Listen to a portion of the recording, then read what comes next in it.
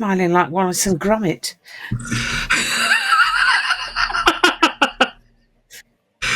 More cheese. Not even Wensleydale. Gromit. Hello, everybody. And this is a rather bleary-eyed Ladies What Pod because, it's episode 61. That's the main thing. And it's Monday evening, and it's the evening or afternoon. It's the afternoon after the weekend before. And what are we? Still light. It's still light. It's 4:30. It's still light. We celebrate the fact that the sun is in the sky. I'm Claire Jones. I'm still on the edge of the fence. I did make it back last night. And there's a lot of muddy camera gear that still needs cleaning around me. And I normally wear a red hat. I'm not looking forward to that for the rest of the week. And you are? I am Liz Saunders. I am the other half of Ladies What Pod, and I am also chairman of the Saint Supporters Club and Chief Halo and general just whizzy around chatty sort of person, really. Yeah. Yes. I say whizzy. I'm possibly putting a little too much emphasis on my turn of speed. Trundling around, chatty sort of person. Yes. Yeah. Yes. Yeah. And I too was at Gloucester and got home safely thanks to Mrs. Jones and the IT department. Who did a sterling... Poor Tim did a lot of driving this weekend. So yes, you've had a busy weekend. Busy weekend. About 500 miles of driving. So it was a busy old time. So you rightly, because I think we should, suggested that we go backwards in time this week. Backwards in time this week, yeah. Backwards in time, and we are in a very celebratory mood. We're all very buzzy. Very chipper. Very chipper today. Yeah, very chipper very today. Happy. And so we're going to start with what happened last night. There they are. The under 18s. Bless their cotton socks. It's the full squad photo, and all the staff, all the coaches, all the S&C guys, all the medics, everybody.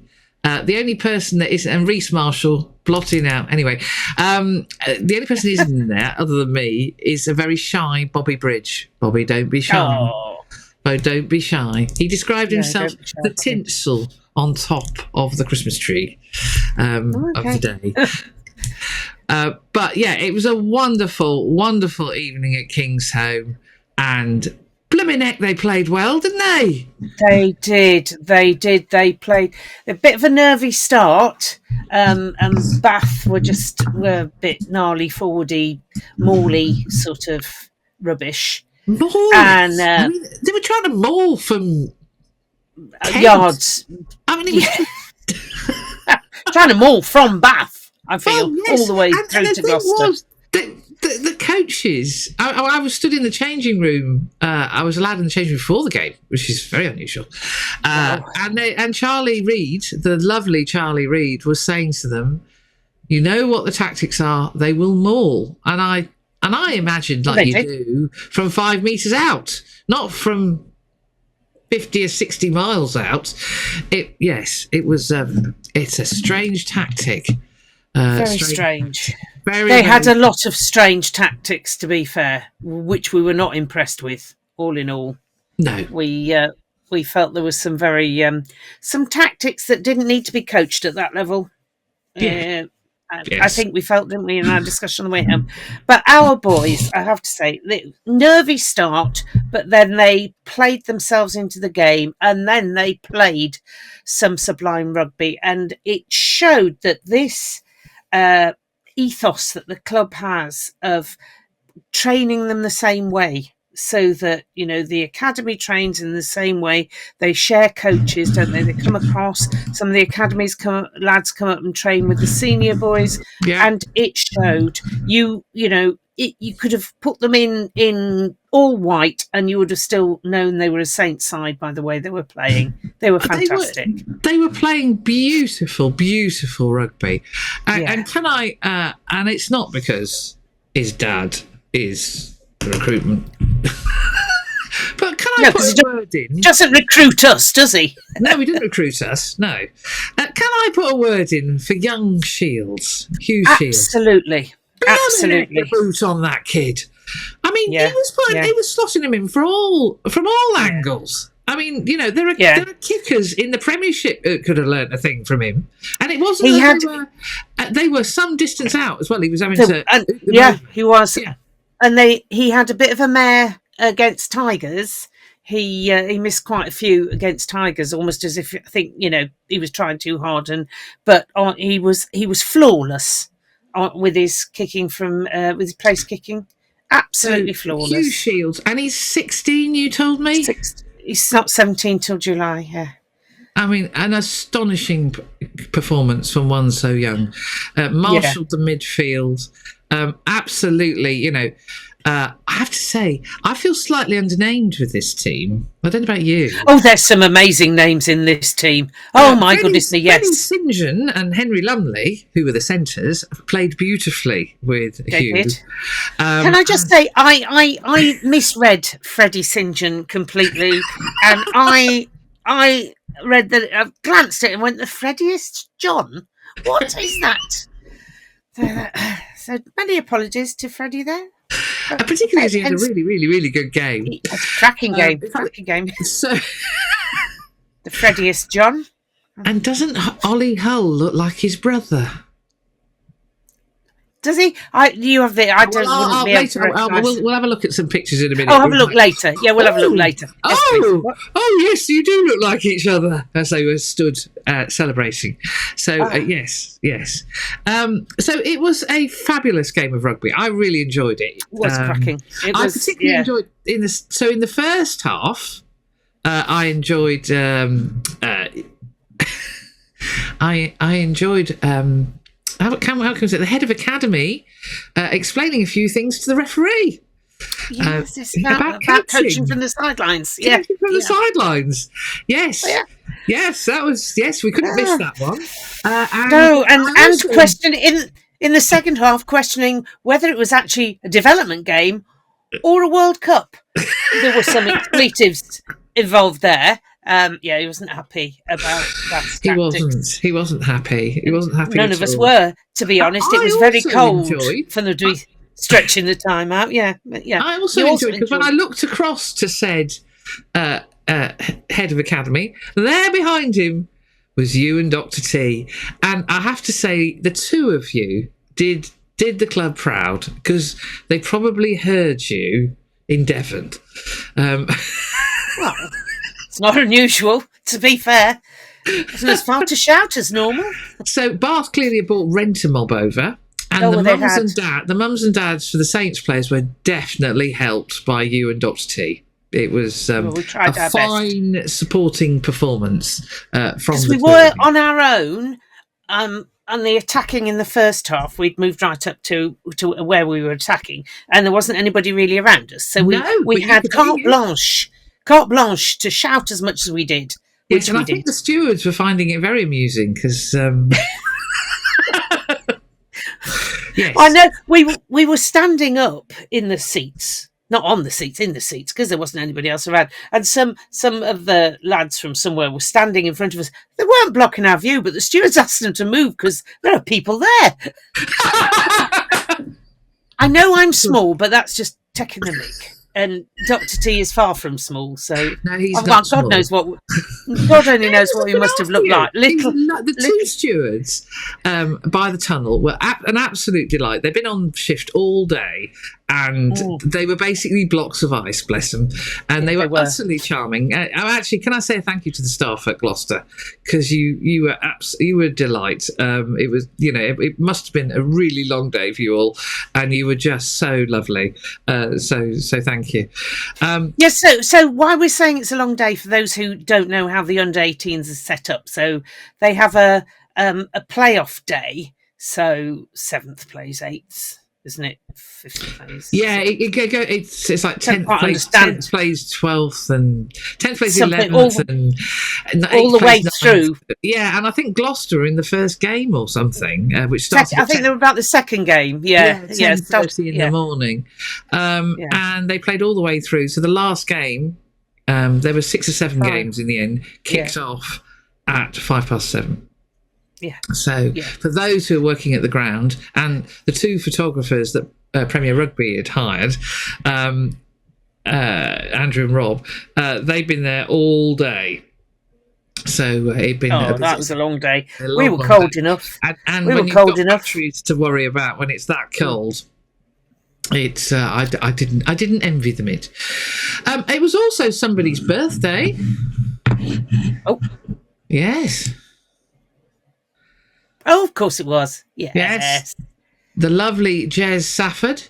It was his birthday, and I wished him a happy birthday as he ran onto the pitch. But he was just absolutely made up for the lads. And for those of you who don't know who Jez is, he's the club chaplain and has worked with the under-18s for a very, very long time, and is very passionate about that part of the academy.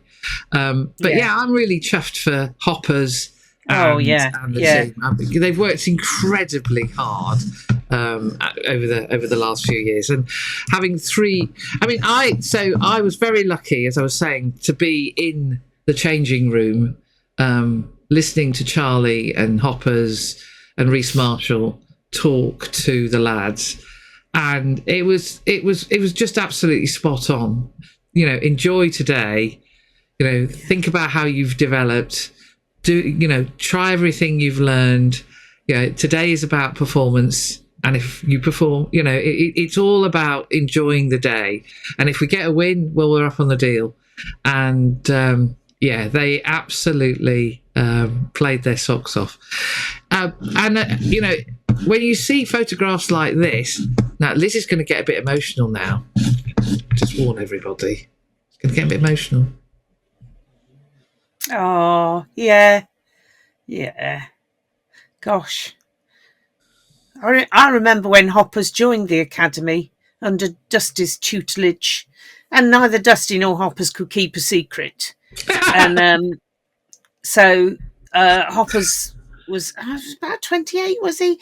And he hadn't got another the Saints had said they didn't want him as a player anymore, and he hadn't got another contract coming up. And Dusty Hare said to me, well, don't tell anybody. Hoppers knows, but don't say anything, but we're offering him a contract on the academy staff. I then, okay, Dusty, and then Hoppers, don't tell anyone, but they've offered me. Okay. I won't tell anybody, but I know. Oh, bless. So it was lovely. And for those of you who don't know who Charlie is, here is Charlie talking to the team after the game. And I was actually part of the huddle. They insisted that I join the huddle, because normally I stand outside taking photographs of what was going on. But everybody who was filming or photographing was also included in the huddle, which was lovely. But Charlie is a wonderful chap, because his opening gambit was, this is what it's like to be part of a club. This is what this club is about. And you just think he's absolutely spot on. And for some lads, this will be the pinnacle of their rugby career. For others, they'll go on to greater and more exciting things. It's not that long ago I was watching Henry Pollock in this game, and Archie McParland. So,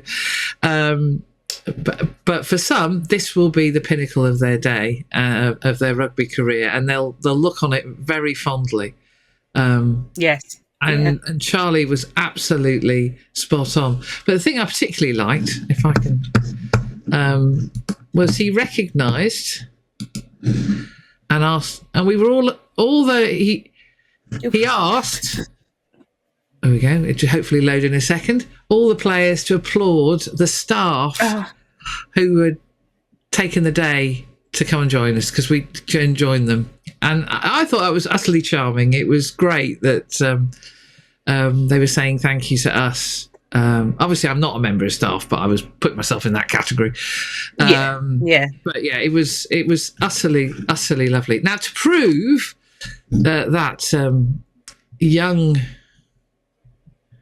Ollie Hull really does look like his brother, the cricketer, Here we go. You can see I was a bit, busy post game. There's quite a few there, isn't there? There's quite a few there. Here you go. Brother. Oh, good grief. It's just like smaller. Yes. Well, he is crouching down because there are people behind him. But he is a bit taller, but he's a bit older. So, yes. Yeah. Yes. Yeah. And this is the ebullient hooker who came on in the second half. Is he a hooker? I think he's a hooker. Yeah. And there was one moment when they were lifting pressing about with the trophy and generally having a good time. And I nearly melted because, let's see.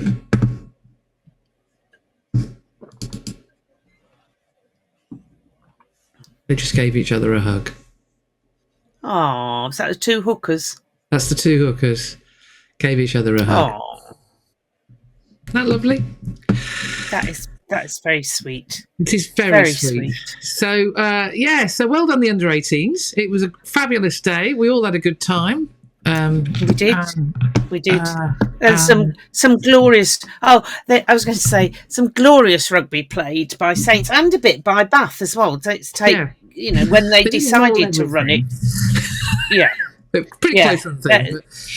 But there was some damn good defence from Saints. Having said that, they I know that was it was good, and I mean was it 14 all, wasn't it, at half time?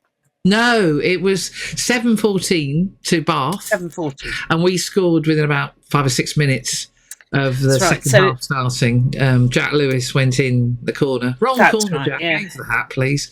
Well, they're learning. They're still learning, to be fair. And it stayed 14 all for quite a while, and then we got a couple of tries and it was comfortable. I say it was comfortable. It wasn't comfortable because I don't know what time zone that ref was working in. But my goodness me. I think we could have played for a month. And he'd have been happy.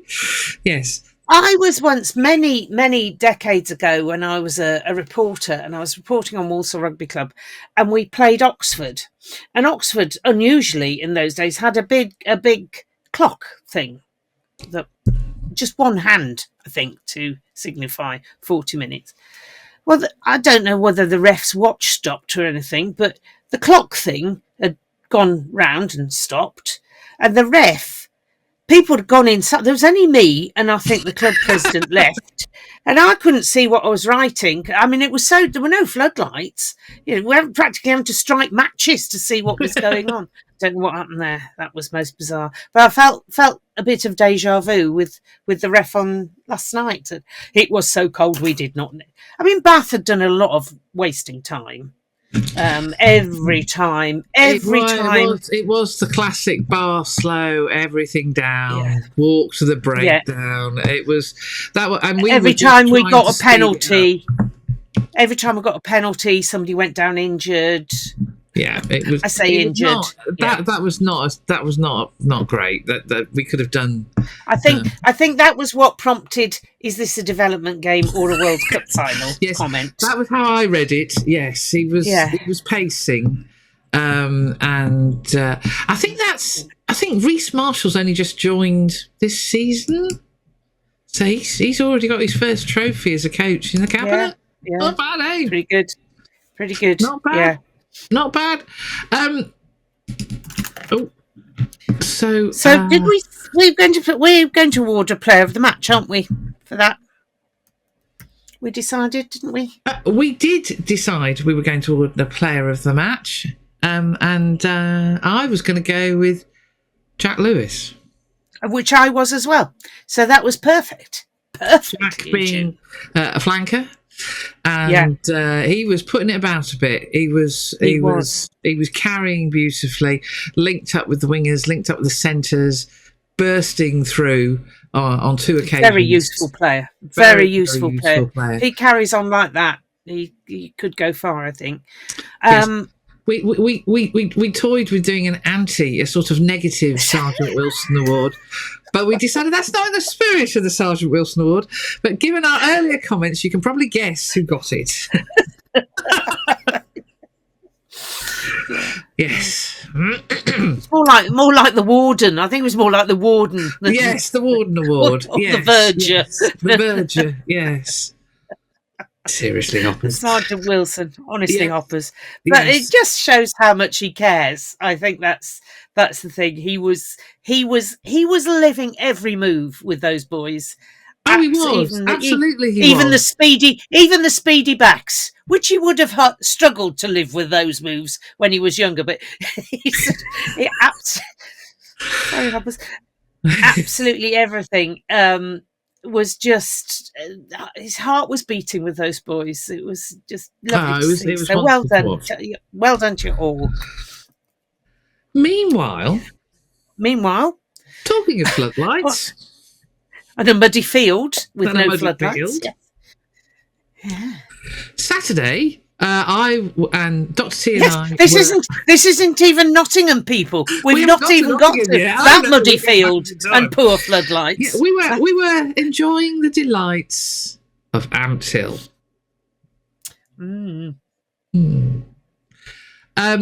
So I haven't even done the photograph. There used to be a good Indian restaurant in Ant Hill. I believe it still is. I believe it still is. So Ant Hill and Bedford were playing out the last round of the Premiership Rugby Cup. There are some Saintsmen involved in the game. Fraser Strachan was captaining our Ant Hill, and Jakey Garside was on the right wing for Bedford. Oh God, I can tell I'm tired. Yeah. Bedford. Oh, just as an aside, we noticed the under-18 scrum half whose name escapes me. Was he a Harry somebody? One moment, caller. He was Harry Evans. Harry Evans bore a startling resemblance to Jakey Garside. A startling resemblance, and his style of play was nippy, fast. Absolutely. Jake, I'm afraid you have a doppelganger. It was quite startling to watch because, and then the fact was we weren't talking to each other because I was behind a lens and you were in the stands, and I'm thinking, is that Jake Garside? They make him play twice in a weekend. He's not 18. Are they lying about his age? Well, I noticed it. I noticed it in the Tigers game, and then when we were watching, Dr. T said to me, "Is it me, or does that scrum half look like?" And I said, "Jake Garside," and he went, "Oh, not just me then." And I went, "No, not you, not just you at all." Here is Jake. It was a bit just to illustrate the mud. Actually, he's in the championship team of the week. That's good. Yes, so he's looking at his best muddy self. Yes, poor Jake. Yeah, and Jack Arthur is the other member of the squad. I'm not a big fan of the turquoise, I have to say. No. Where's that come from then? I don't know, but it's this week's away colour. Here we go. And and there is. Sorry, I can't resist. And there is Jake. Jake won man of the match.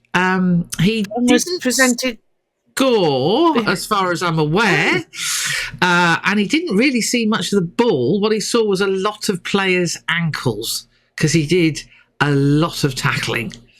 So well done, Jake. I got grief from the Blues supporters for not putting my vote in for man of the match, player of the match fast enough, which I thought was a bit of a. I was thinking. Apparently, Dr. Jones said my thoughts. It was soil creep.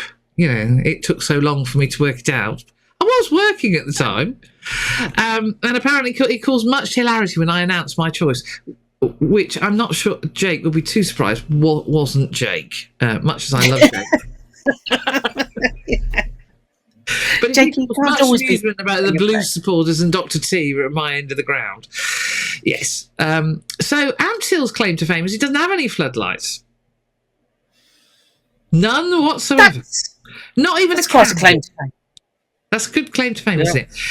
It will have next season because every championship club if it wants to remain a championship club, as the minimum standards protocols requires you to have floodlights. And we could have done with them on Saturday. Seriously, it was. It was a bit grim, wasn't it? It was a bit, as you can see from the photographs that I've just shown. It was a bit grim, but Blues, talk about smash and grab.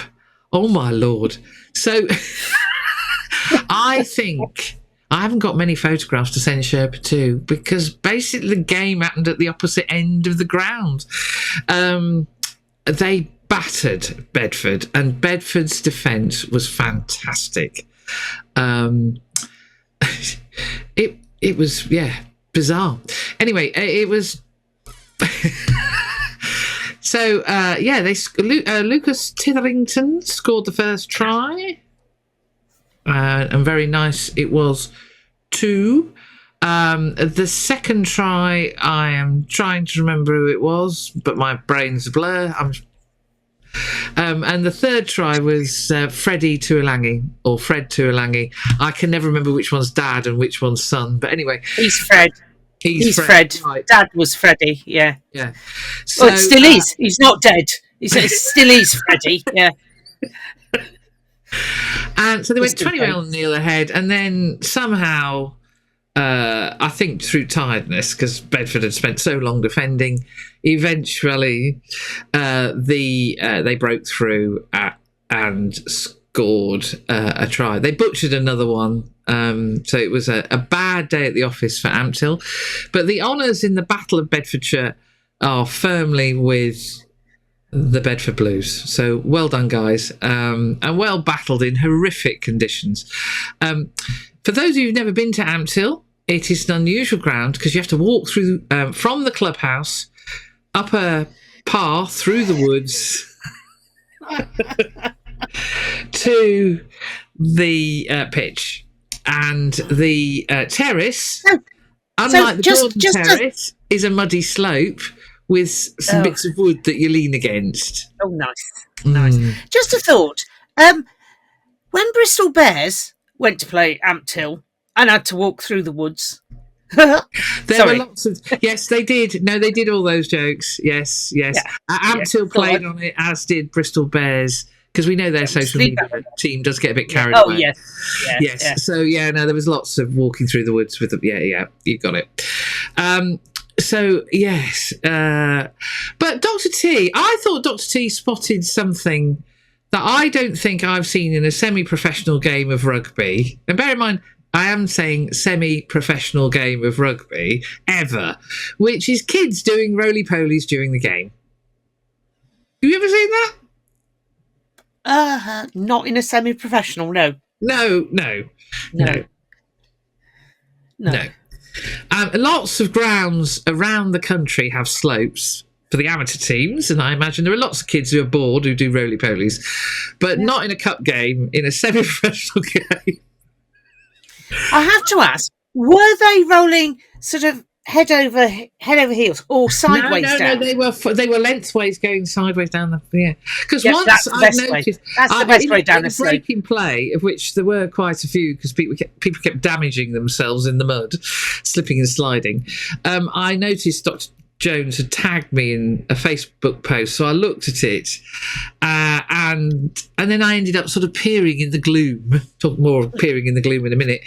And it's like, oh, he's right. Yes, there are kids rolling. So they weren't rolling forwards, head over. No. They were doing traditional roll downhill, like a roller carpet, sort of. Yeah, that's it. Roll log, or name your yes, absolutely.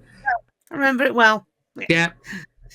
Yeah, so well done to the kids who kept us all entertained whilst there was a break in play. Perhaps, maybe at the gardens, they can install a slope and we can watch kids roll down it.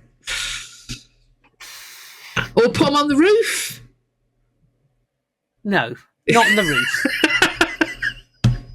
Not on the roof. No, I was just thinking that's a bit dangerous given the average age of our team being so young. They may forget what they're supposed to be. And some of them might get carried away. Yeah, and start racing up and down the hill. And rolling and when they should be playing a game. Rolling. bit bored, went rolling down the hill. Yeah. Went rolling down the hill. So I'd like to congratulate Bedford Blues on their Premiership Rugby Cup run, because I think they've got a lot out of it. They've really entertained everybody. That game that was televised at Bath was just so much fun. They played absolutely brilliantly and got a try bonus point out of it. They came blooming close to beating Bath at home, and they actually beat Bristol Bears at home. So fair dues. And they got off to a pretty dodgy start because they had to go to Ashton Gate, but they recovered themselves, and they've actually had, I think, a really, really good run in the competition. So well done to Bedford. Which brings us on nicely, neatly on to another place with mud and low floodlights. Well, I arrived. Dr. Jones decided to sit in the car and stay warm until the last irresponsible moment. And I arrived to be greeted by Dave Rogers, DR as he's known, from Getty Images, going, "Have you seen the floodlights?" It's like, yep. Some of us have been here before, Dave. Yeah. Some of us do this quite a lot. I can't believe it. It's not all Olympic stadia for us, Dave. So he must have been at one of the Six Nations games. Probably did, Twickenham and maybe even Murrayfield. And the lighting, particularly at Twickenham, was very, very good. So he's gone from one extreme to, that's me. It's the mothership. Yes, me. And I don't even know where it is. It's under a pile of rubble. Okay. He must have gone from the sublime to the ridiculous. And his humour, and of course he was trying out his new cameras, so he's got he's very excited about his new cameras. He's very excited about his new cameras. He very wisely bought one of his old ones just in case he couldn't work out how to operate his new ones. But he was a bit, as I said on a Facebook post, I found it highly amusing that there is one of the world's best photographers announcing to me, "I'm a bit nervous about the first half," and it's like, really? But we needn't worry because he was purring by half time, and his new Canon R1s, for those who like to know the make and model, were going. Looked like a camera to me. And it got stuff. It got buttons, lots of buttons and things to do on it. But yes. So the first test was, could he take a photo with it, which I thought was a fairly basic, requirement of the device. Yeah. And then one would hope so. Then his second test was, could he send it to the desk at Getty? And did you notice he has to speak into the camera? He records a little message that he puts on the photo saying, "This is, I don't know." Oh, no, I didn't notice that. So he took a photo, I think it was of Dowson, Phil Dowson of Northampton Saints at, the Nottingham versus... Yeah, he has to say what it is. Good grief. Yeah. So it's not him talking to himself. He's actually adding labels That's what he's told you he's doing. So it was a big phone. You're beginning to annoy me now. I'm going to have it was a big weekend for us, wasn't it? Because it was all sorts of on it because we permutations. Anyway, I found it. It's underneath my cleaning cloth. One moment, caller. Here it is, little so-and-so. Underneath your what? Cleaning cloth. Yeah. Cleaning cloth for my cameras. There we go. I've switched it on to silent. Sorry about that, ladies and gentlemen. And actually, for the Spotify viewers, sorry we've shown so many photographs, but it's the new way now. We've got technology in the Rolls Royce of podcasting software. So you'll have to use it. The likes of Jez and whatever. And Jake. There's more to come. And there's more to come. And there's a lot more to come. Actually, have you noticed the number of podcasts who suddenly moved to YouTube? I think they've been watching us. So the three ladies, that one of the podcasts I listen to, which has the wonderful name Electoral Dysfunction. Yeah. Oh, Beth Rigby, Harriet Harman, and the Scottish Ruth Davidson. Yeah. They've now started putting theirs on YouTube. It's like, oi! Yeah. Setting the trend. Anyway, it was a match we had to win, and we had to win. We did have to win with 5 points, and there was also something about points difference and all the rest of it. Yes. I was particularly amused by the internet and the number of forums that were announcing with absolute certainty that we were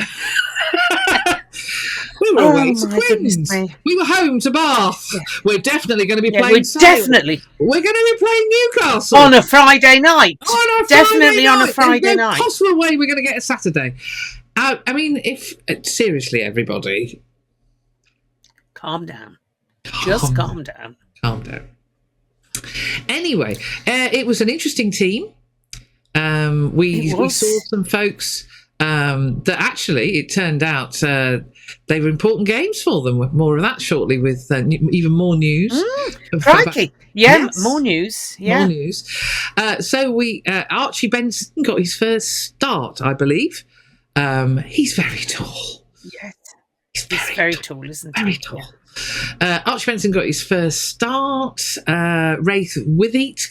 Is it Withiat or Withiat? I don't, anyway, he was still ghosting down the wing. I don't know. Yeah, ghosting down the wing, and he got his first start. We had the wonderful eyebrows on the bench this week for Billy Pascoe. The bench. Yeah, bench. Ed Prowse is now getting quite settled at lock. He had a good game. He had some new bloke called Coles join him. Never seen him before. Yeah. Well, not for a while. Yeah, not for a while. We used to have a player who looked like him. He was quite tall. Yeah, looked quite like tall. him. Showed some promise. Don't know what happened to him. Don't know what happened to him. But anyway. Welcome back, Alex. It was lovely to see you. As was a slightly blue and orange ginger ninja. Mr. Hendy was an interesting... Actually, I did ask you this during the game, Liz, and you didn't... I don't know whether you weren't sure, and, you hadn't noticed. Blue socks. Yeah. I thought that was just their legs because it was very cold. Unless the colour balance of my eyes had gone, the socks were blue. They were pale blue. It's like Kevin put them in the wash, and they come out a funny colour. Got anything blue? I don't know. I couldn't. Well, there could have just been mud from the warm up. To be honest, it was very muddy. So Mr. Hendy was not a happy trotty sort of a chap by the end of it. He was the return to rugby that he wanted. No. So, hold on, I've got the wrong one. He just looked cold. Very, very cold. Very, very cold. He did score a very nice try. Beautifully worked by him. Sorry, I'm just trying to... You can go right off some mice, You can go... mine is a little so-and-so as well. So whilst you're fiddling around with that, I'd just like to say, if the two gentlemen who are sitting next to me that I told about the pod, if you've tuned in, welcome, lovely, so glad you've made it. If you haven't, well, more fool you, but you won't know. You won't know what you're missing. You won't hear us. So just to illustrate... So one of them... go on, go for it. Blue socks. Blue socks. Yeah, so one of them came from Earls Barton and the other one came from Nottingham, ironically, but was a season ticket holder at Saints. Excellent. So that was good. Excellent. Yeah. Well, that's welcome aboard, gentlemen, because I'm sure. Oh yes, they do look blue. Yeah, and then if you and it's not because everything's gone blue, because notice his leggings are still white. So there's Angus warming up, and there's the huddle. Yeah, they do look blue. Yeah, that's so weird. I was thinking, when Kev has finished with the sheep, we can ask him. We need blue sock news. Yes, very strange. Yes, and the other person who was back was Mr Dependable. Mr Dependable was back. I don't even know where to start with this. Right, yes. So, according to Graham, apparently, Matt Litchfield which is actually Mr Dependable's dad, was penalised for crossing, which is well, I'm not as far as I'm surprised. aware. He rushed out, in a desperate, to help the system. Not an offence as a spectator.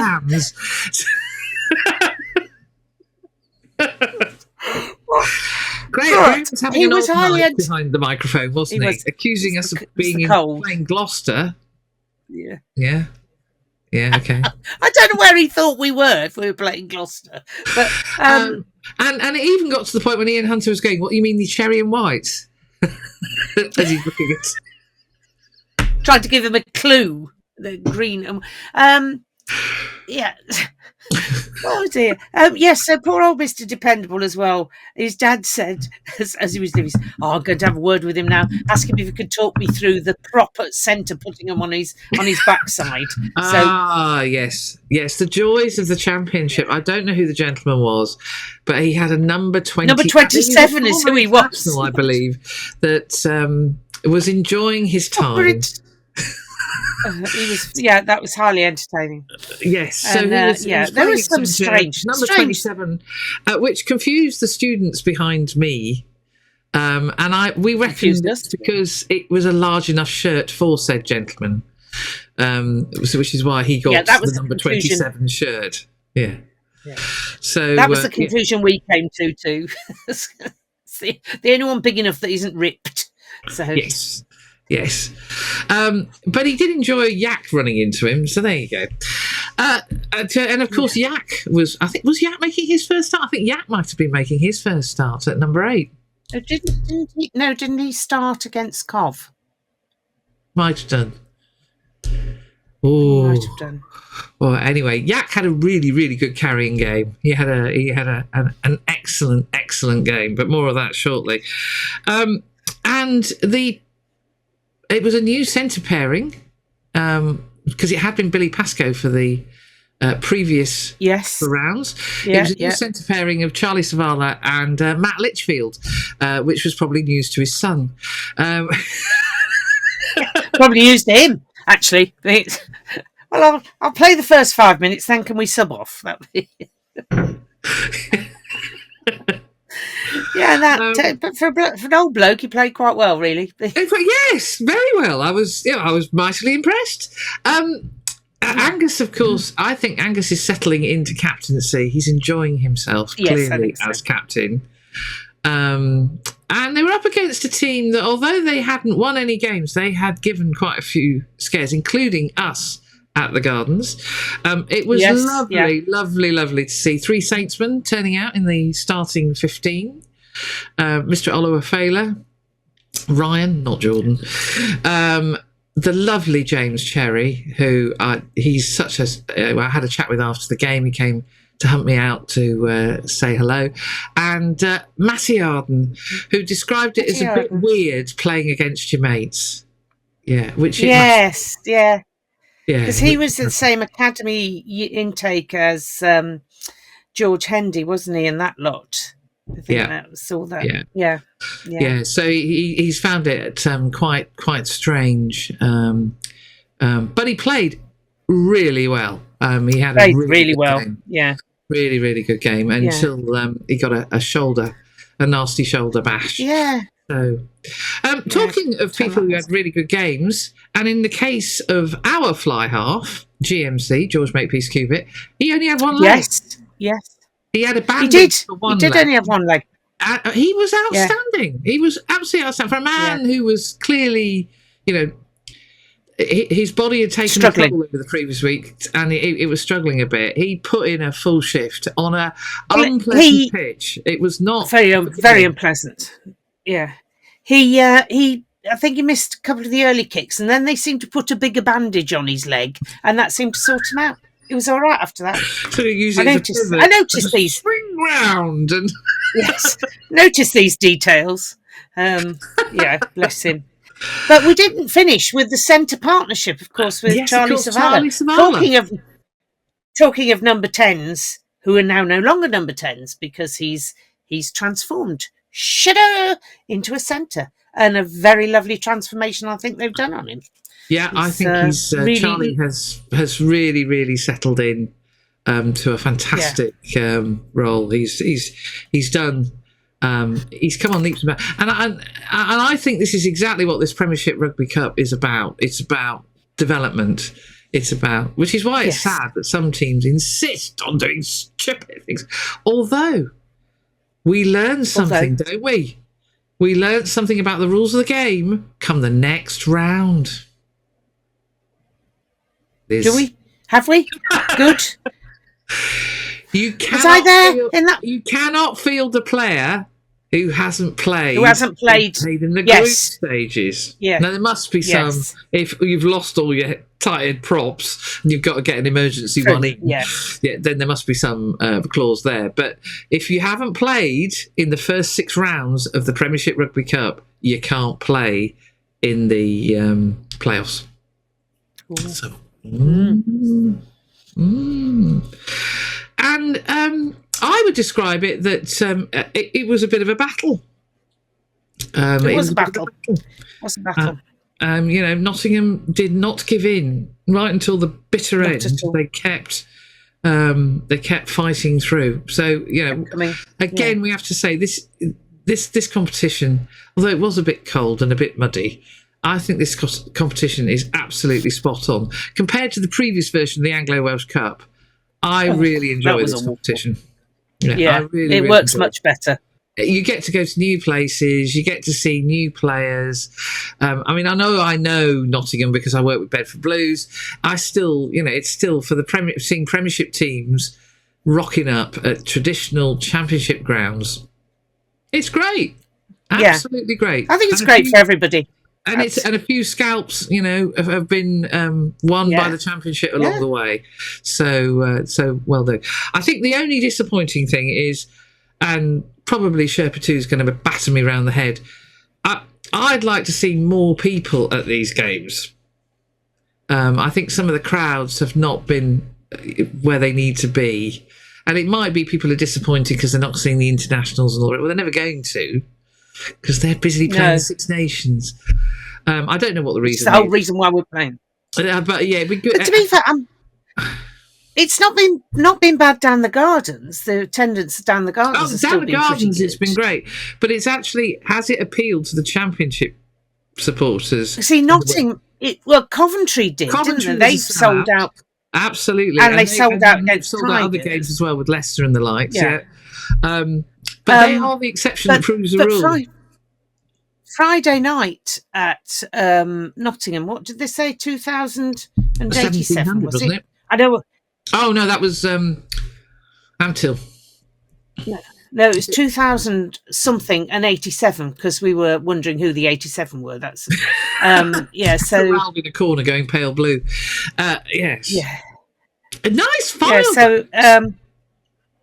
Oh, did you notice the fireworks were green and gold? I thought they'd made an error there. That was nice of them. They were very nice fireworks. No danger. They were at the dark end where there isn't a stand, so we could all enjoy them. And there was a breeze, so none of the photographers were bemoaning the fact we couldn't see half the ground because the smoke cleared very, very quickly. So no, it was delightful, utterly delightful. Apart from the lack of floodlights, it was a nice setup there, I thought, with their bar in a tent and things. Yeah, no, it is a good setup. Yeah. But in terms of getting in the Premiership, that ground would have an enormous amount of development to be done. I don't think the players on the away side would agree with. So there was a bit of insider knowledge. No, not at all. There was a certain element of panic. Certain element of panic at the end of the game when they were told there was limited hot water. Well, yes, but those who played with Bedford Blues knew and tried to get their towels ready faster. Unfortunately, not quite fast enough in the case of one of them. Like Germans heading for the sunbeds, they were. So, yes. Anyway, back to the game. I thought... the game. The game, yes. So I thought the tries were taken well. There were a number of first tries scored by. I didn't realise Charlie Savard hadn't scored for us. That was a surprise. So we only got a hat trick then. He got a hat-trick. So you're going to go. It's like London buses. They all appear at once. So well done, Charlie, for his hat-trick. I tell you one player, we haven't got an award for him, but he's another one who's really come on. But actually, in terms of supporting his colleagues and supporting the team, it's Finn Brown. Oh, yes. Yeah. Finn Brown went yip crazy. He's warming up. It's quite near the end of the game. Yeah, he when Charlie scored his third try, I've got a lovely photograph of Finn, and I'm not going to show it because I've got to find it, but have a look in my gallery of Finn roaring with delight at Charlie's try. Where was he on Saturday? He was at Hill supporting the lads in the Bedford Blues, and obviously the Saints lads who were playing there. And you just think, there's the club man, standing out in all weathers. Yeah. And he did come on. And did you notice that pass he threw? Probably at the time. He was trying to do a hutch. This pass went miles. Yes. Who do you think you are, Rory Atkinson? Wow. Yeah. Yes. So well done, Finn. Yeah. But I did have a chat with him at Ampthill, and on a scale of 1 to Chinner, and this is assessing the level of mud on the pitch, nowhere near. So Ampthill, you're going to have to work much harder. Please don't. But yeah, so it was a good game. Lots of tries.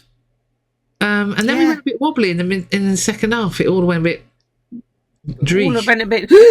Yes. Well, in fact, at one point, I did have to say, "Oh, come on, Saints! I'm slightly bored and slightly cold. Do you think you could do something?" And to be fair, somebody scored slightly after that. So, the voice of doom had spoke. So they thought better do something. Yeah. So Rafe Withheat got a try. Tom Seabrook got a try. Yes. Archie Benson got a try. In the case of Archie and Rafe, I think it was their first tries as well. Yak got a try, and I think it was his first. So there were a lot of firsts going on Friday. Yak got a yellow card as well. Yes. Let's not forget his yellow card. Yes, he's got all his Cub Scout badges. Don't get the red one, Yak. We don't want that one.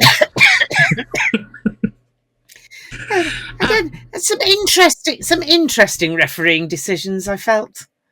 Yes, I don't. Yes, yes. Yeah. Yes. And then, so we won the game, 33-66, I think it was. Yes, and it was, because the Nottingham guys tired, I think was what was going on there. And so I didn't tire as quickly as I expected them to. To be fair, it was really only the last 5 minutes that they. And our bench was stronger, I think. You're bringing on the likes of Tom Pearson. That's a bit cruel, really. It is, yes. So we finished the game, and we topped the group because nobody could catch us up. Yeah. So that was good. Yeah. But we still had a whole load of teams that we needed to do us a favour. We did. And we didn't think on Friday night it was like where we might be away at Exeter. And that's when the internet went a bit melty down, and we were at Bath, we were at Exeter, we were at Newcastle. Graham had us all on a Friday night. All on Friday night. And then on Saturday, and it continued into Sunday, but on Saturday all sorts of stuff happened. Saracens went away to Twickenham's 2 against an exceptionally strong Quins team. That youngster Lee Halfpenny, he might have a career ahead of him. Oh yeah. He's up there with that Dan Cole. Yes, and Saracens won it. Well, we all said, that's rather jolly. Well. Good heavens above. Good heavens above. That's useful. Meanwhile, at Ashton Gate. Yes. What did Bath? I can't remember now how many people had. Bath had to get 1 point, didn't they? Yeah. Don't think. Well, they ended up losing. No, they can't. Well, they might have done, but I don't think they did. Bath ended up losing 40-something 21. Yes. So they didn't get a single because if they'd have got 1 point, it would have put them on 25. But their points difference was much more in their favour. The points difference was the next category down. It was actually when bonus points gained was the second category that it was measured by, right. and then it was points difference. Yeah. So anyway, but they didn't get anything. So that was interesting. Thank you. That was nice. Yeah. And then Exeter lost at home to Gloucester. That was the other one. Yeah. It's like, hold on, what is occurring? Yeah. Yeah. So 3 of the games had gone slightly awry. We were thinking, ooh. So happily. Yeah, where does that put us now? Yeah, well, that put us. But on Saturday, that meant we got a home quarter-final. Quarter-final. But we didn't know who we were playing. No, who? So off went the internet again, and we were now definitely going to be playing Bath. Definitely going to be playing Bath. No. Without a shadow of a doubt. Definitely. On a Friday. We're definitely going to be playing Exeter. No. So on Sunday, it was Newcastle travelling to Sale Sharks. Sale Sharks, who'd been beaten the previous week by Doncaster Knights. Was it? Yeah. Yes, Doncaster Knights or something of that ilk. Anyway, so,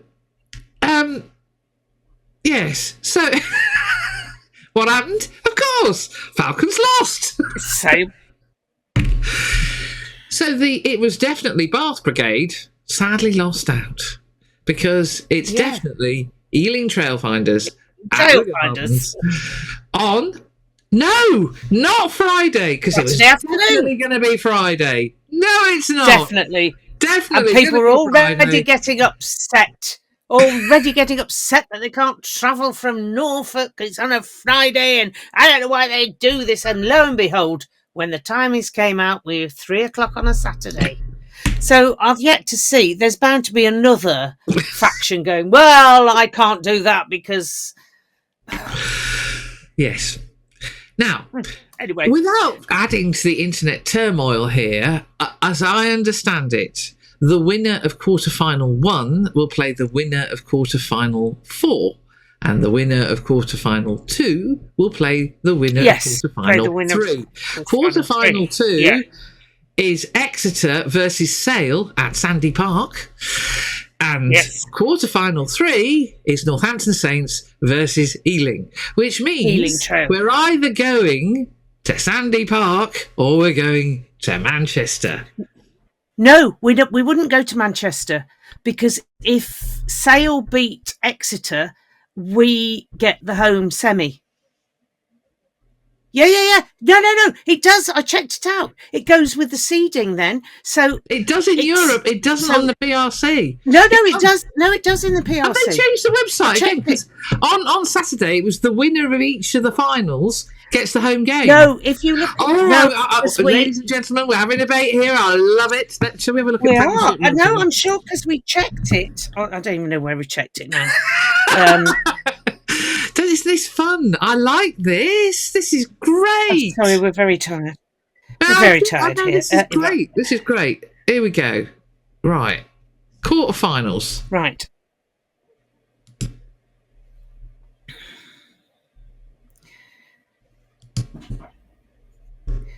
But we found it. Oh, where is it? Oh, why is this so useless? This Premiership Rugby, please sort out your website. It's a shocker. It is not user friendly, is it? No. Well, I found the rules. Just talk amongst yourselves, chap. whilst we look at it.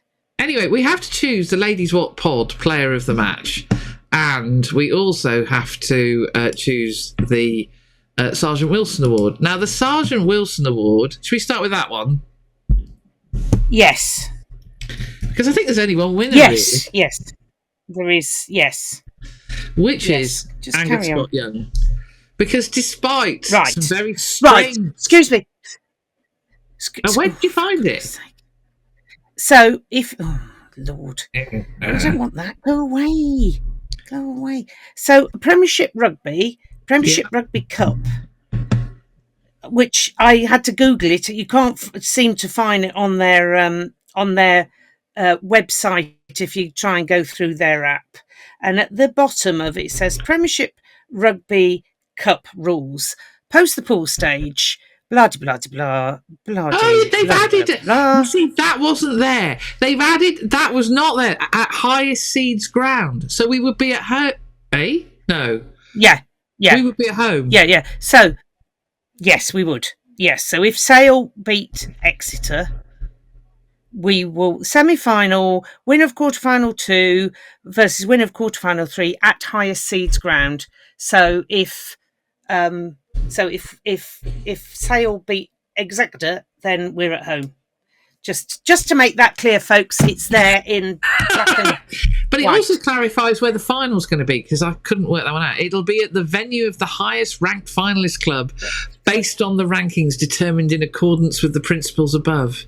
You don't really need upon the rankings. Well, you need upon the rankings, but you don't need determined in accordance with the principles above. This is written by a lawyer. You do. It's been written by lawyers, and the whole thing is you have to do it in a way that avoids doubt. That is why it has to be written like that. So Right. So yeah, what we want is Sale to beat Exeter, and then we'll be at home. Of course. yeah. No Yeah. chickens are being counted in the make, because No, not at all. Ealing are Absolutely a not. slippery fish. They have some very talented And players. they made it. Some of them formerly They made it to the disbanded. final. And they made it to the final last season, didn't they? So that's what we have to do. Yeah. Well, that's good to know. So there we go. And thank you for that. Yes. Yes. Well, there you go. How exciting is that? Well, there you go. What I didn't say. Right.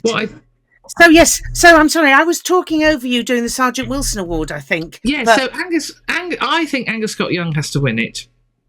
I think so. It's sort of cumulative. Yes, he's had a really good run as yeah. captain, but I think Friday was the pinnacle of that run because he had to put up with an awful lot. Yeah. And he did it with a Yes. grace and smile throughout. He was clearly enjoying playing. Yeah. He was clearly enjoying marshalling his troops, and he was managing Sir incredibly well. Other players... Quite well enough, I don't think. Yeah. I don't think... Oh, I think some it was other one of players those had... referees. I think it was one of those referees where he did a few have you considers, and one of the things he might want to have done is put one of his centres in an arm lock, in a headlock, to shut him up. Yes. Charlie, how many stand times down. has he walked back? Yeah. Matt Litchfield, really. Anyway, chucking the ball away, chopsing, stropping. I think the sooner we get Tom Litchfield back, the better. That's all I can say. This experiment has not worked.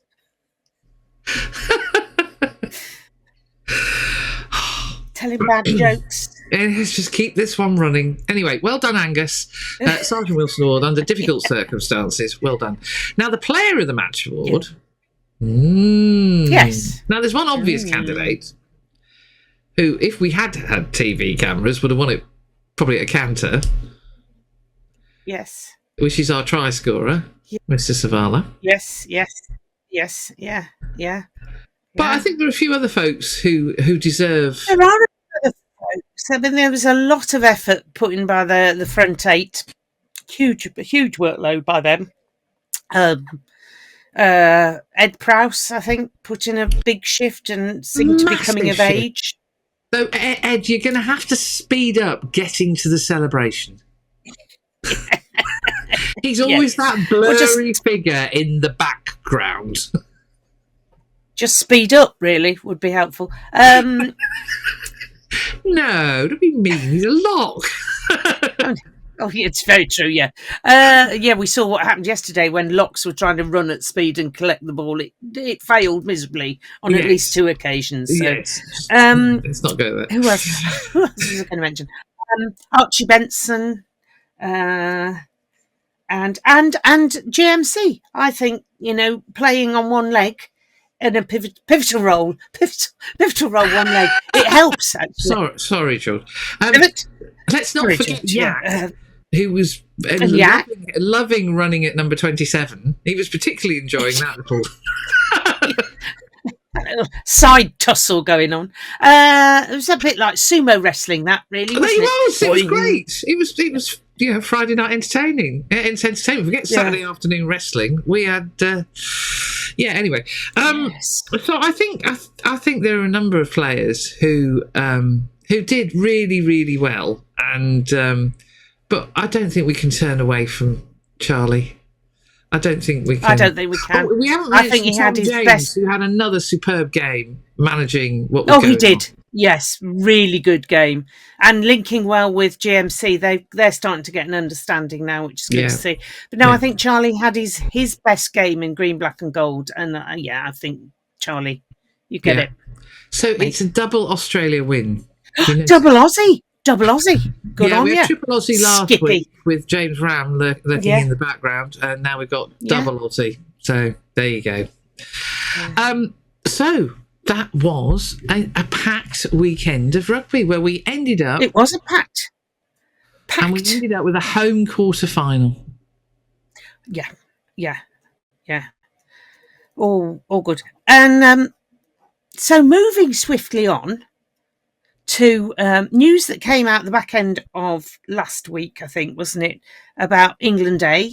And more news that's come out today about England A. So it just seems as if I did suggest that given the number of players we were losing to international duty, England A and injury, that the next round of the Premiership Cup would be the walking rugby team backed up by the coaches, because couldn't see where else, and it's got worse. Kit, so England, Kev's got boots. I mean, I know he's been busy. Kev, but if he's back from his body strength, he'll be right there, given he's been lambing. So Yeah. Well, I was sort of kind of including Kev in the coaching. Yes. Yeah. And Jez could probably do all right at second row as well. He's just stand there, throw it at him. Yeah. So we're there. It's okay, no problem. So England A have taken 6 last week, wasn't it? Yeah. Tom Lockett, well done, Tom. Wales, but they're not. Wales are in mourning because you're not going there. George Hendy, Tom Pearson, Curtis is moving sideways over from the training squad of England. Don't even start me on that. And the lovely Luke and Tarek Hafar. So that was the original 6. Well with done. Matt Ferguson as one of the coaches. With Matt Ferguson as one of the coaches. Then this afternoon we get hot off the press. Billy Pascoe and Rafe. I don't know how you do a Rafe. He's ghosting down the wing. Ghosting down the wing. They have been called up to the England A training squad as well. So, blimey-o. I've just... I've lost count. And I don't even know, what is Big Trev doing? Where is Big Trev at any given time? Is he with us? Is he with England? What is going on with Big Trev? Well, we're going to see Big Trev in a moment, aren't we? We are, yes. And a good congratulations. No, we're not going to go and see Big Trev. That sounds like we're going to go and see Big Trev in a moment. We're not. You on the pod, we'll have Big Trev shortly. And congratulations to Alex Coles, who's back in the England squad. Fraser's back. Henry Pollock stayed.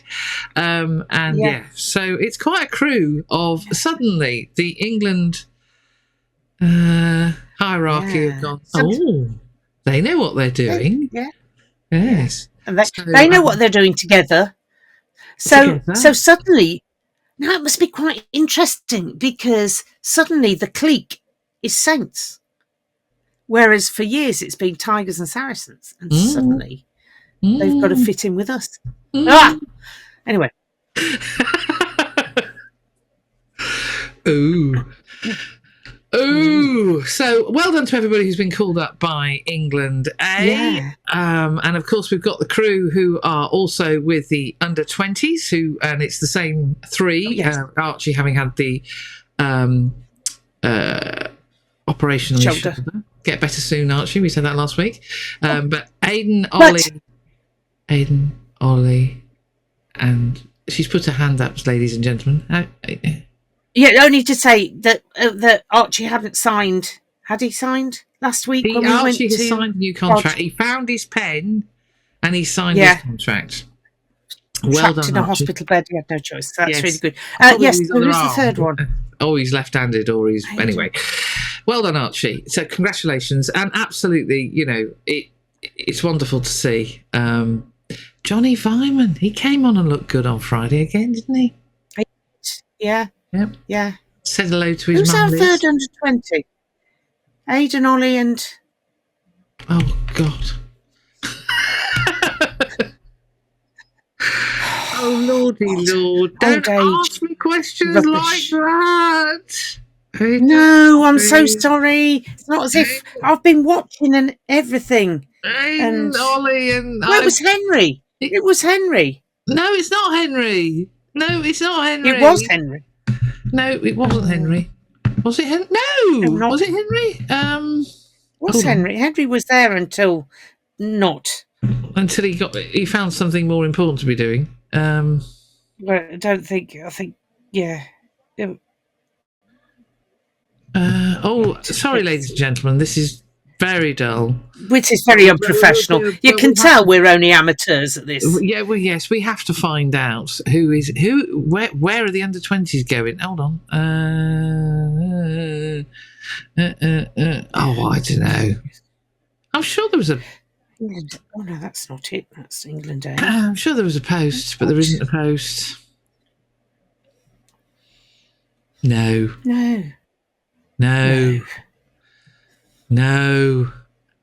Squad. Aidan. Yes, it's Henry. You're right, it's Henry. What's Henry? So we've got two. Ollie. Henry just can't make. Henry's going to be in every team. Oh, actually, we have got Dr. Jones put his vote in, didn't he, for Ladies What Pod Player of the Match. For Nottingham. Nottingham and Till and the under 18s. And it was Henry Pollock. Yes. Yeah, because even if he's not there, he should get man of the match. Well, actually, he virtually was there, given the number of every back rower with the obligatory headband. Yes, every single under 18 back rower, blonde or not, that all got the headband. Oh, so funny. Bless them. Well done to Ruben Logan, who's back with Scotland under 20s, and our dear friend, our Italian, Mr Tadero, Eduardo, is back with Italy, but missed out on the under 18s final yesterday. He would have been in the under 18s. He would have played if he hadn't been with Italy. Yes. Yeah. So you wouldn't have the joy of St John to worry about. The Freddiest John. As he will be forever known. Forever known. Oh. Right. So, so a busy time for everybody at the Saints, which is very great. Busy time for everybody. But we've been waiting. There was another announcement last week, a release of a new, for the young people. I don't think you and I are gamers, really, are we, Liz? No. Not like that, no. And I believe this was embargoed until... and we have got permission from Saints to actually use this. For those of you who haven't seen it, probably one of the funniest moments at training that's happened for a while was filmed by our dear friends Lewis Dean and Tom Quire asking the questions. And let me just say that Mr Finn Smith was not at his happiest. Not his normal calm self at all, by any way. Cool, collected self. No. So shall we have a look and see what happened? 0.5.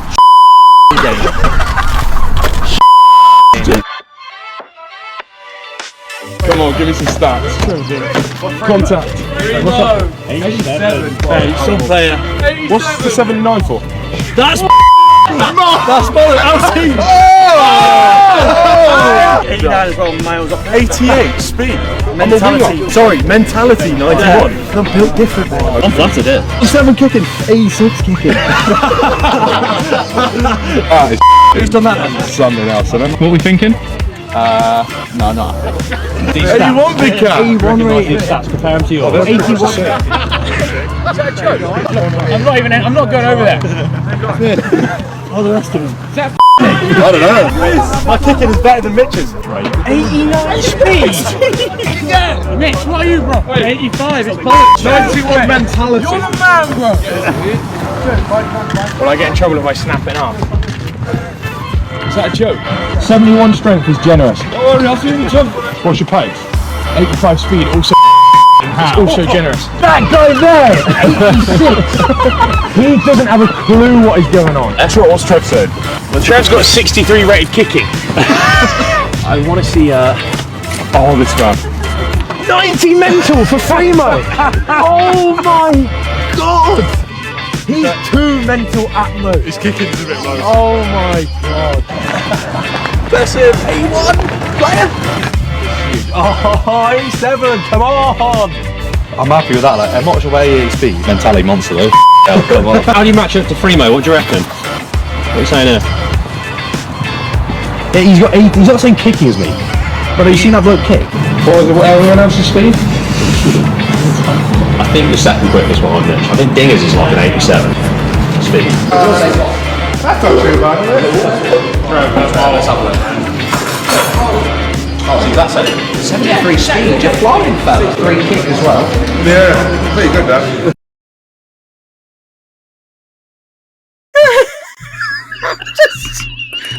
Did they cut the video before Mr. Angry actually exploded? he was moving. He was going Mr. Miffed. I think we'll just cut this.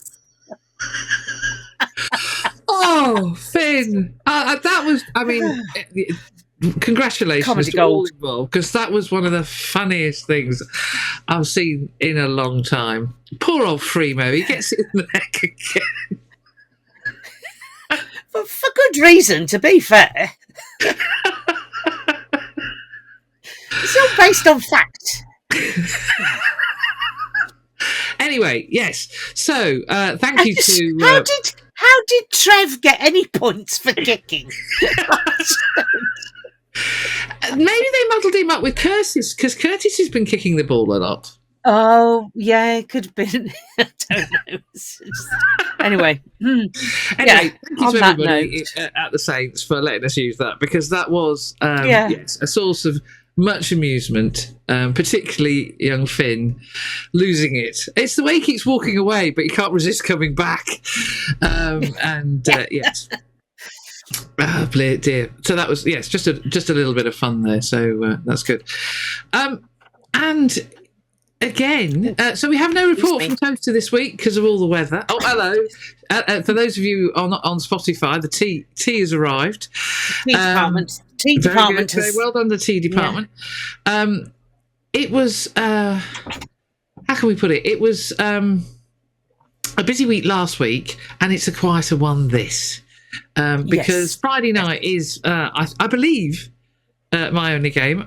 For those of you with an interest in Bristol, Hendy's, Lockets and Co. No, I'm not going to Bristol. Yeah. When they invest in some floodlights, I might consider it. No, I don't do England games because it's all pointy elbow and it's all a bit hard work and usually not the best. But I'm sure there'll be plenty of photographers there.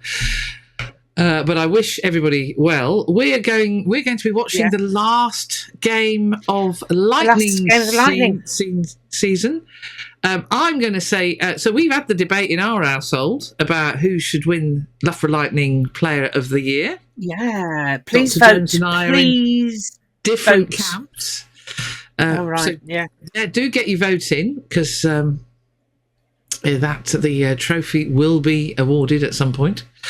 Trophy sponsored by the Supporters Club, but the club Saints are doing all the admin, so the voting through them. So, Excellent. but the award is sponsored by us. Excellent. And again, there have been some fantastic performances throughout the season. You think of the young players that have come through, and the new players who've joined us. Who've come through. I'm not going to say any because I don't want to influence anybody in any way. But I could mention the national. Your voting list. Your voting list is on the website. So the vote list away. Of eligible please. players is on the website, and please do get your vote in. Because Lightning have played some really entertaining rugby this season. I haven't seen enough of it. I've been really disappointed that the schedulers cannot get their act together so that Northampton Saints, Bedford Blues and Loughborough Lightning play at different times. It'd be lovely. I have actually I set Mark Darban the challenge. I'm now setting Julia Chapman the challenge that I wanted to do 3 games in a day. Crikey. You might want to, but I can't see. Well, no, hold on. For those of you, so a lunchtime kick-off at Goldington Road on the slope. Do their game.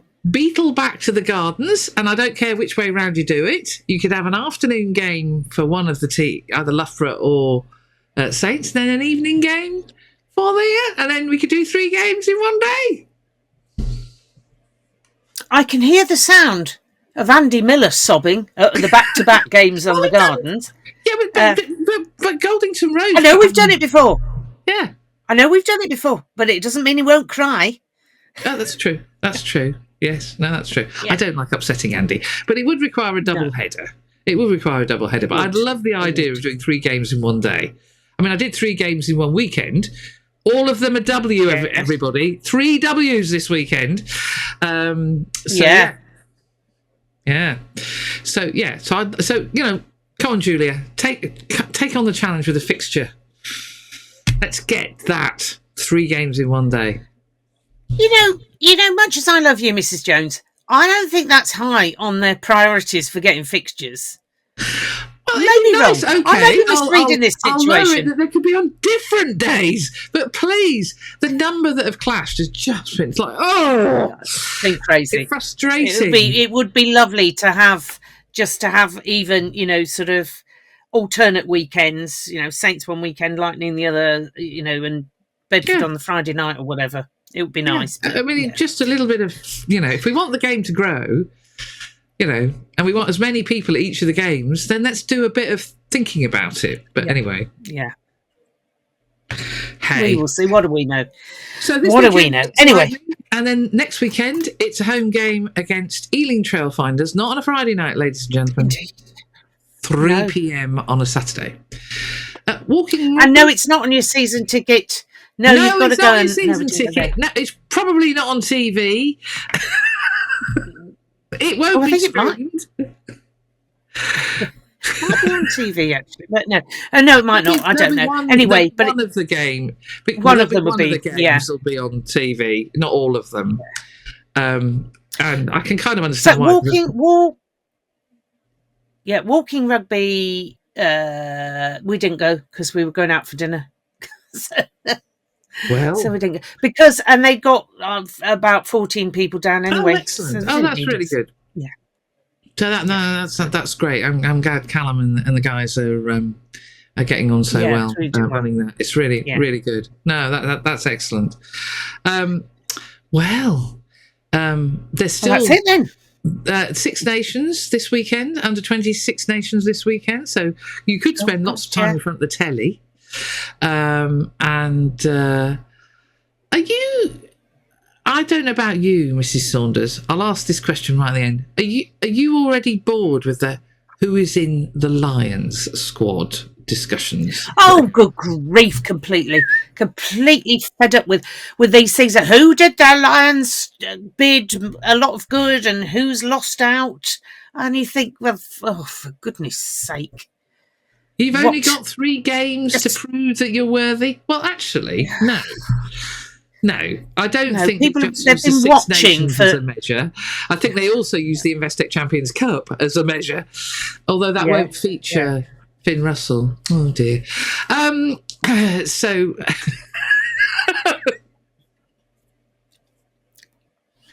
Oh well.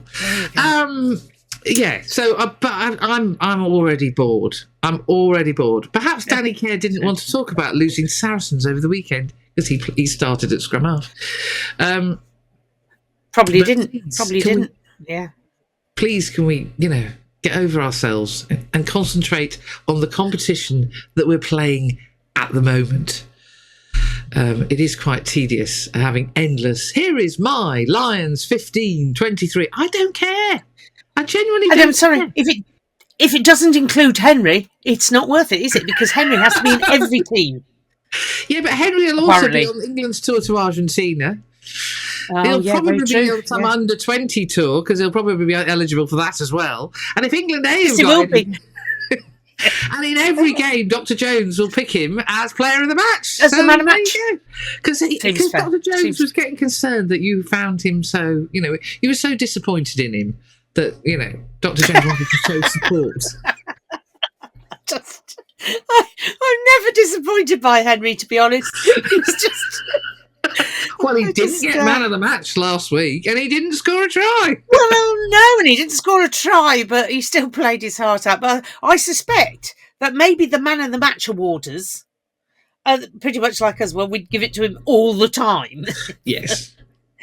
Somebody let the other children have a turn. Yes. Play nicely. Yeah, exactly. Yes. Absolutely. Have to share and let the other children have a go. Yes.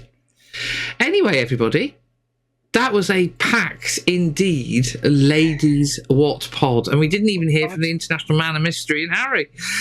No, because they were busy yesterday. Harry, they had no rugby. Alfie wasn't rugbying anyway because he was going to a party, because that's just what he's like. You know what he's like. His social life. He'll never make it to the top. His social life gets in the way. Harry came and did some training anyway, helped his grandpa move logs. So, did some weight training. And drank hot chocolate. So there you go. Two mugs of hot chocolate. Kev was a great sheep news, yes. To tell me the latest sheep news. Now, this is as of Friday's game. So, of course, a lot's going to have happened over the weekend. It will have all changed. It will have all changed. But we learned that one of the sheep that was having triplets had 2 baby lambs alive, 1 girl, 1 boy. Sadly, the first one was already dead. But that's the life of a shepherd, as Kev explained to me. I wouldn't know. Yes, yeah. But we have our first... Well, I imagine it's been our first lambs. Yes, our first lambs. So we will, when we see Kev next, find... I might drop him a message saying, how's it going? I think so. I think I need to do that. But an update on sheep news. This has been one of the longer pods. It's episode 61. Congratulations to everybody at the Saints. It's been a fabulous few weeks. Lovely weekend. And on to Lightning next. Yes, and thank you everybody for joining us. And see you soon. Bye. Bye.